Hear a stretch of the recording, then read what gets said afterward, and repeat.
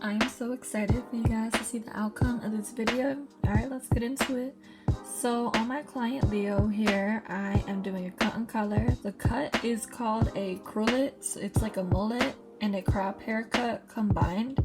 So here I am just establishing the length on the top and then the back of the head as well. I wanted to keep the top and the back kind of long to go with the look because it's a mullet and a crop, so it's like texturized, it's fun, lots of movement. And then I do a taper on the sides, just like a little fade. I just wanted to do something that would kind of like highlight their face a little bit, and it goes with the cruet haircut very well, so yeah. I sped up the haircut a little bit because the main star of this video is the color, and that is an inspiration picture. I kind of had a vision for a while of what I wanted to do for my client, because I was like, they could definitely like rock this style, like it'll look really good on them, it'll fit their personality and their style. So I've had a vision for a while, but sometimes it's hard to like just pull stuff just like out of your head. So I wanted to look up something close to what I was thinking just for a little extra guidance and like reassurance. But yeah, so I am going throughout their hair and I am just grabbing pieces, random pieces where I want to see pops of color, and I am lightening their hair. So they color their hair black, but I told them about a week before I do this, just touch up the roots so that it could be consistent, and they did that at home. And then when I came back from my trip, we did the color. They were my first client I did when I came back from Florida. So yeah, I landed, I had the night at home, and then I was excited to get back into work, because like I'm a workaholic, so yeah. But yeah, we are doing random pieces throughout the head wherever I want to see color. I'm not the best with foiling, with using foils, just because I don't do it very often, and it's commonly used when you do women's hair color, which I don't really do women's hair like I used to, and then I kind of quit it because I was like, it's not really my thing. I don't want to do like foils and updos all day. I want to, do fades and stuff. That's why I became a barber. But I like to incorporate my cosmetology skills with my barbering because it's just different, it makes you stand out. And then I like to do color. I have fun doing it. I enjoy myself doing it. It's a challenge because I don't do it that often, but I like to challenge myself a little bit. So I went in and I wanted to make my vision come to life, and I did. So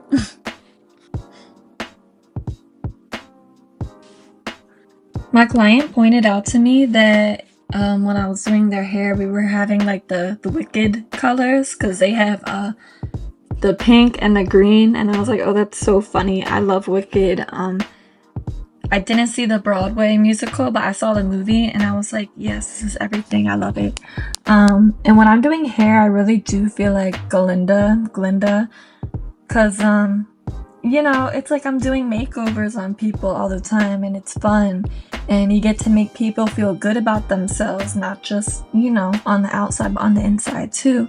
Because I feel like if you are feeling good on the outside, like you look good, it definitely boosts your mood. Like whenever I'm like feeling a little down or something, I'm like, you know what, I need to do some self-care for my appearance, whether that be get my hair done or my nails done, or my makeup done. Maybe like doing stuff like that makes you feel good about yourself. It makes you feel amazing and confident, and it really gives you like a boost, good energy.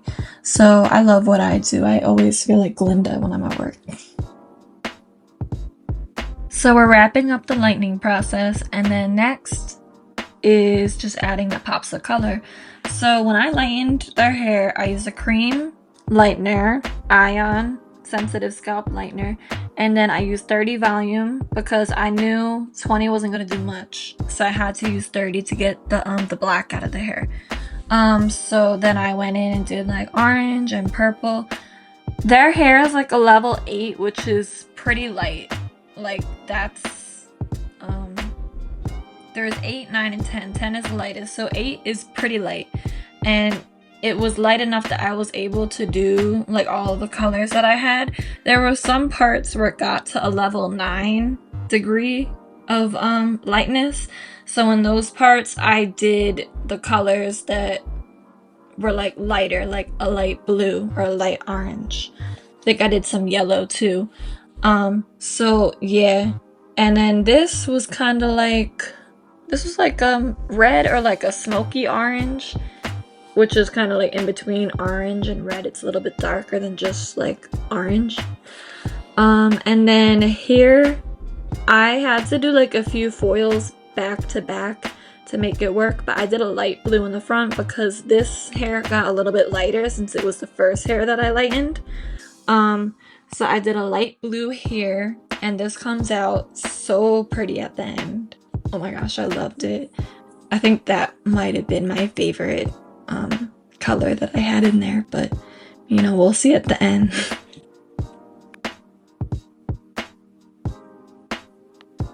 So this color project was a lot more difficult than I thought it would be. Because I was like, okay, you know, I'm just doing pops of color. It's not like I'm doing a full highlight like I used to do back in the day when I worked at salons. And I was like, okay, this will be easier. But because the hair is like shorter that you're working with, it's a little bit harder. It's a little bit more difficult because sometimes it just kind of slips and you have to like keep going back. But you know, I got through it. It took a minute. Like I thought it would only take a few hours, but it ended up taking more like 4 or 5. But you know, that's to be expected when you're doing a bunch of different colors too. So it's not like I just washed their hair, brought them to the bowl and toned it like you would do if someone was just getting blonde highlights. You know, this is more, it's more to it because you're doing different colors. So it was like I had to do, you know, mix up the purple and then like switch brushes and then do green on the other side, you know. So it was just a lot of back and forth, but Leo is cool and he's been my client for years now. So like every time Leo comes in, it's always a vibe. And when we're doing color, you know, they all know what's up. Like it's gonna be a minute. It's, you know, we're gonna be hanging out all day. We might get lunch. We might order Uber Eats or DoorDash or something like that. But yeah, you know, it's a fun day. We were watching, what were we watching? Real Housewives of Atlanta, because they just had their Sweet 16, and I really wanted to like catch up because I'm trying to watch all the franchises before November. And then we watched Gossip Girl too, which I'm like just starting to watch. Everyone that I know that watched it really likes it, so you know, I'll start watching that more as well. But yeah, so now I'm doing a dark blue too in the front. So I have like some colors where it's like I did the same color but I did different shades. I did it a little bit darker blue and then I did a lighter blue. I did a light orange and then I did a darker orange. You know, like messing around with the shades throughout the hair.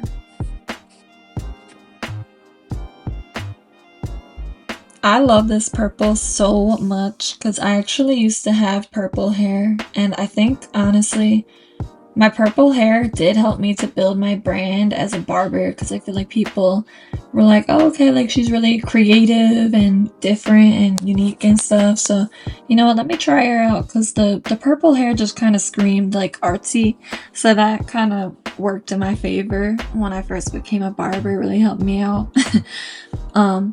Yeah, sometimes I miss the purple, but it's just so hard to like match your clothing when you have purple hair. It's like I can't wear yellow, I can't wear red, I can't, you know, I just felt very limited in like what I was able to wear and stuff. But honestly, I think purple was the best hair color that I ever had because it was just very me. Like it just worked for me. It looked really good, everyone liked it, but it was just, I couldn't, I was so limited with my wardrobe, you know? I want to wear all the colors. And, you know, when you have a bold color like that, you can't really. But luckily for Leo, Leo has all the colors and can wear whatever they want. So I rinsed out the color, and when you're rinsing it out, honestly, don't be like scared of the colors running together. As long as you use cold water, that will not happen, but you have to use cold water, like not ice cold, but pretty cold, as cold as it can tolerate, because that's going to prevent the colors from bleeding together. So just rinse it with cool water. We already washed it, shampooed it when we rinsed out the lightener, and I put conditioner in every color, so it was coloring the hair, depositing, and it was conditioning at the same time. So all you have to do at the end is rinse. And now I am texturizing their hair and putting in some texturizing powder to style. They look like a peacock. Like, I really love this so much. So styling a crop and a mullet, in this case a cruet, is really fun because you're just trying to do as much movement as you can and like adding as much texture. I use like a pomade in the back to kind of like style some pieces together. And then I'm hitting him with the straight razor finish. I love this so much. I'm so happy with how it came out. It was a challenge, but it came out great. I had to mess with the lighting a lot to make it look right, because when the overhead, the hexagon lights were on, it didn't really do it justice. So I had to turn them off and like just use my my ring lights. Lighting is important.